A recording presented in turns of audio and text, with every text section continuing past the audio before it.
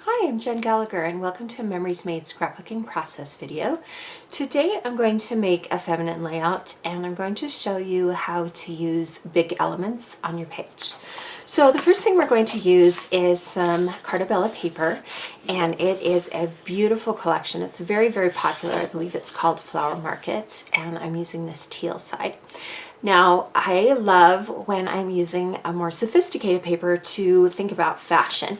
So fashion always has different patterns that mix in, one of them being a stripe.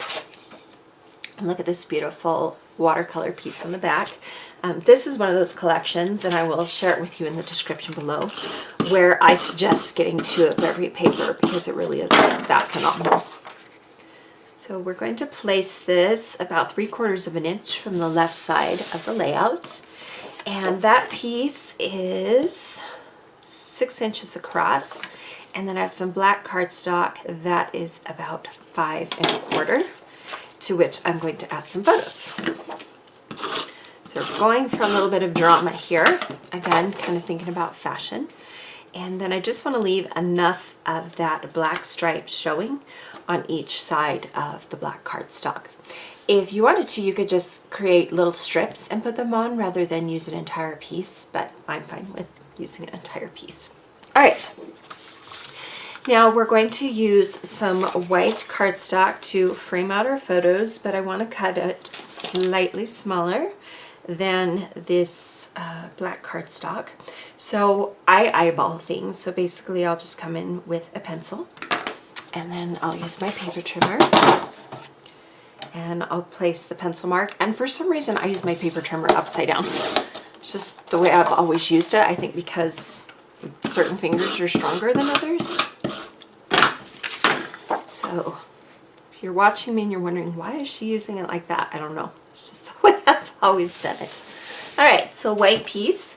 And then I have 2 photos. One is slightly larger than the other, and I have some room in the middle here.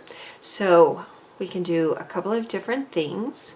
We can place them far apart and then come back with some journaling, which is what I think I'm going to do. So I will add these. They are, to say, I cut the photos to be about 4 3/4 wide.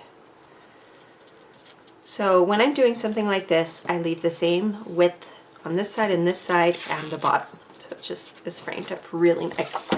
And do the same with the top.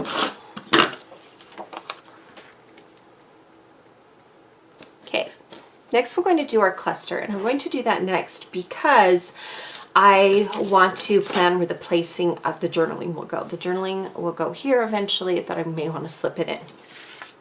So we're going to use some different big elements. Now these are really large. They are, this one is about 4 inches and this one is about 4 1/4 inches. One is chipboard and one is just paper. And this one is a sticker. So when you're going with big elements, you don't want it to compete with your photo. So you want it to work with your photo. So I'm actually going to overlap the photo a little bit. I'm not covering her chin, and I'm not covering too much of her face down here. We'll come in with this flat piece, and we'll kind of tuck that right there. Again, don't cover too much of her face. And then before that goes all the way down, I'm going to take a couple of different embellishments and kind of play with some placement here. I have a white doily. I just buy these in bulk. You've probably seen me use these a lot. I have a Heidi Swapp envelope in a soft pink. Goes really nicely with this particular project. At the top here, to bring in some of the black, I have this beautiful tag. And I just shop my ephemera and all my different elements to find some cool different things. Now these are 2 tags that are cut from the Flower Market collection paper. And they're just literally just cut out right from those papers. And I'm going to place one high up here. And then I want to overlap slightly with the second one here, and I still want to be able to read that it says Blush Garden Rose. And once I have that how I like, I can place the piece down. So you can see how the flowers and the photos are starting to work together. Now for the title, we're going to do something different. We're going to start with this word welcome, and I'm going to add pop dots to the back of that. Just take some of my favorite pop dots.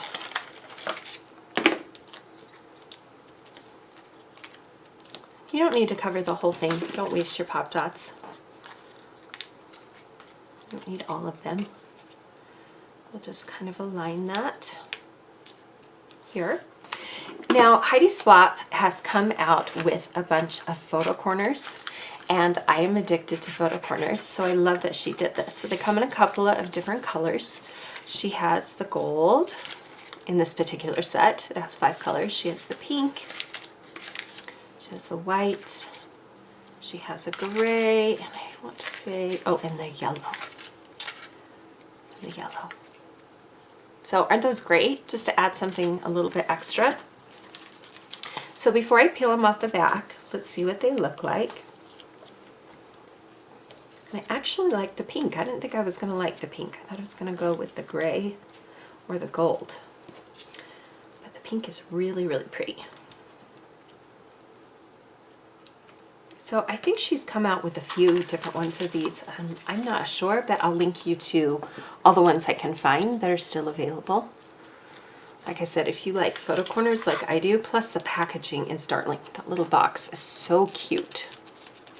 Reminds me of a vintage set of photo corners that my mom had with all of her school supplies.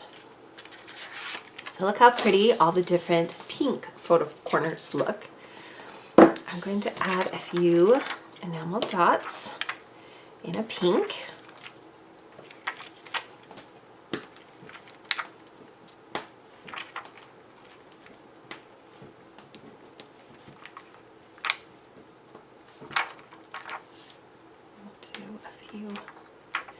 Here as well.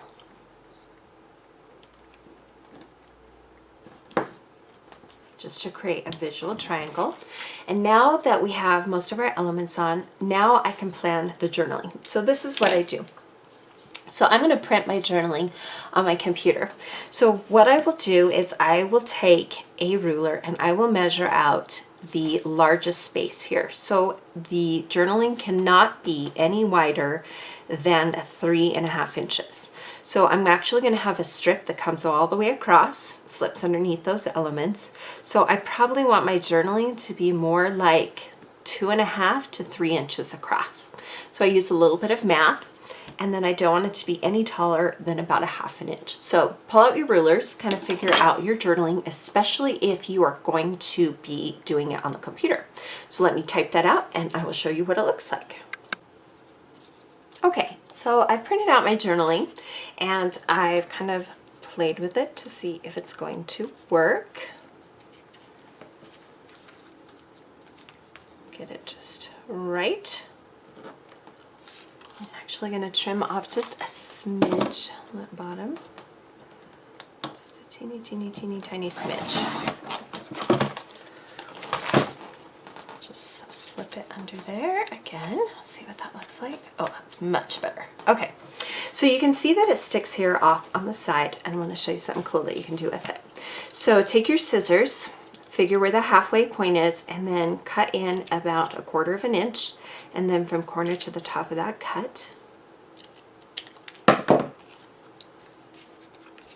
And now look how it creates this fun kind of pennant shape, and it's really, really interesting. So go ahead and slip that back where you had it.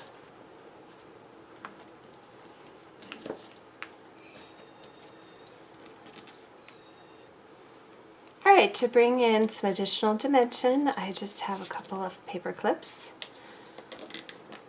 And then to finish off the title, I have this piece, and this was actually fussy cut. I want to say it was fussy cut from a journaling card.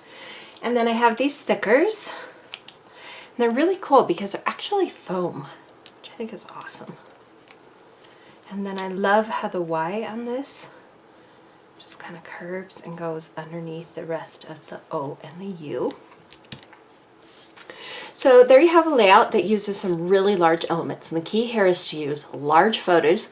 Portrait photos work best, and then make sure everything kind of gets clustered together. Journaling can be placed later, and you just make sure that it is in a place where it fills the space visually. So if you like this video, be sure to subscribe to my YouTube channel and take a moment to visit me at jengallacher.com for additional inspiration.